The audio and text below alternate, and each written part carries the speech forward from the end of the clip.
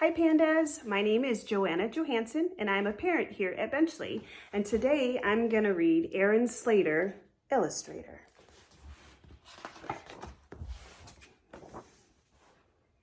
At the end of the garden in the soft fading light, when the day turns to dusk and the dusk into night, the sweet scent of jasmine floats into the air to mix with the music of laughter, and there Aaron D. Slater soaks it all in with his flowery blanket tucked under his chin.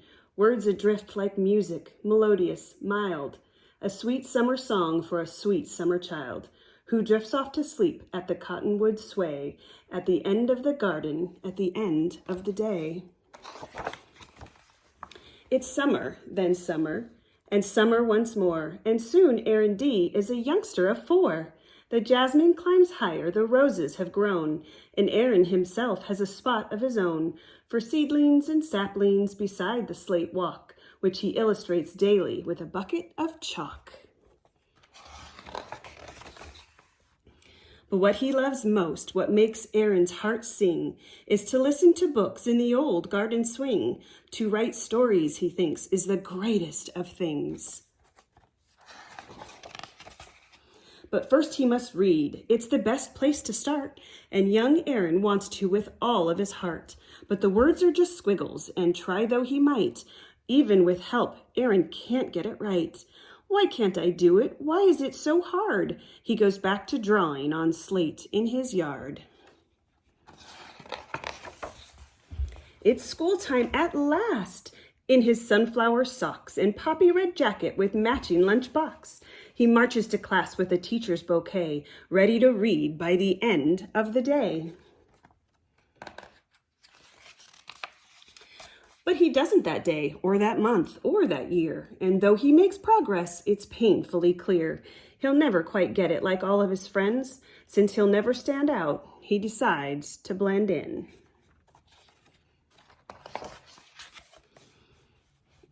And so here he is at the start of grade 2, in his simple white t-shirt and matching white shoes. He tries to keep up, to blend in and to hide the tangle of feelings he carries inside.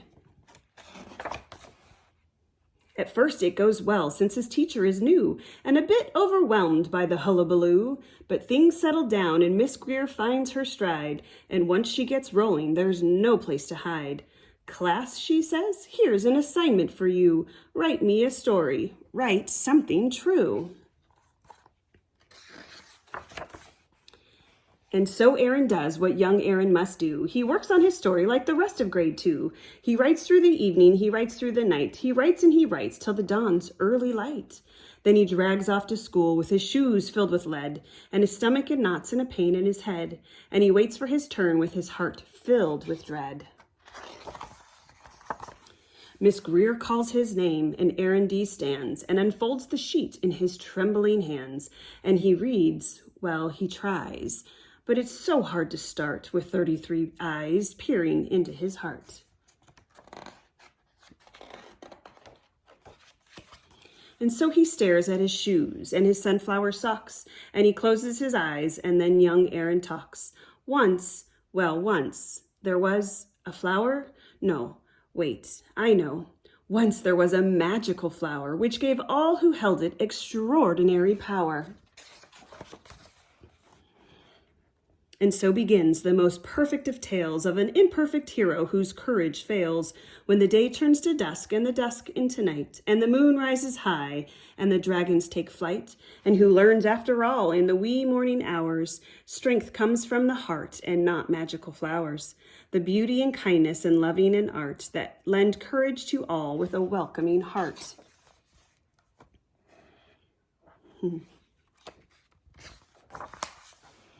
And when the quest ends and the sweet flower dies, the students all gasp and Miss Lila Lear cries. The silence that follows rattles his heart. He tries to say something, but where could he start? He turns in a paper with no words at all, then blinks back a tear and escapes to the hall, where Miss Lila finds him by the slate-colored wall.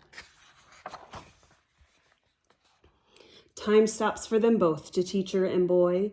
His heart fills with anguish, and hers Hers fills with joy at the sound of this artist, courageous and true. She smiles and she whispers, "Aaron, thank you." When she leaves, Aaron stands there a little long while. Then slowly, so slowly, he begins to smile. And he feels like he does with those books in the swing, and a new hope inside starts to make his heart sing. He knows he can do the greatest of things in a way that's his own, in a way that's just his. He can stand out and show the whole world who he is. Like the mightiest flames that banish the dark, hope grows in the soul from the tiniest spark. His art makes the difference. His art leads the way and helps him discover what he wants to say. And his reading gets better. Of course, it's still tough, but each day that they work is a little less rough. Like all imperfect heroes at the start of a quest, he must do what he can and hope for the best.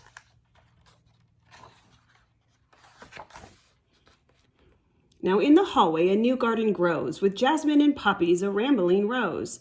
Books, art, and music, a dragon or two who soar through the sky of delphinium blue. The art tells a story, melodious, mild, furious, fragrant, wonderful, wild. It's all from the heart, and all of it's true, for Aaron, Miss Greer, and the kids of grade 2. It's a place full of beauty, for one and for all, the Illustrator's garden at the end of the hall. Well, I hope you enjoyed that story.